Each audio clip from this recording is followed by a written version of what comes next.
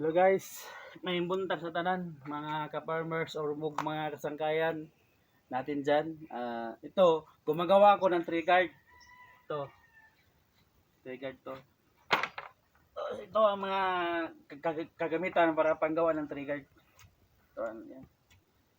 Tapos,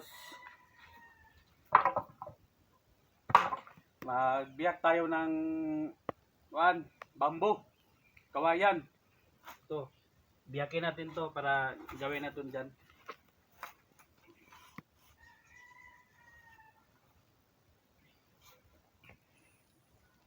Siguro dalawang siguro to.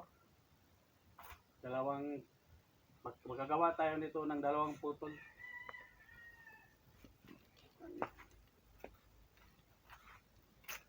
Tapos ito na tree guard para to sa kasi magtanim ako ng niyog. Magtanim ako ng niyog. Itong tree guard na to, doon ko kuha sa niyog. Bali yun ang magsisilbing kuha niya, guard niya. Kaya naggawa ko ng tree guard. Ito ang purpose ko. Siguro mga 5 tree guard lang ang gagawin ko kasi ang itatanim kong nyog or mga next week sure magtanim ako ng nyog.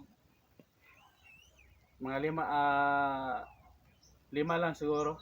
5 ka similya or 5 pieces na nyog ang itatanim ko. Okay guys, salamat.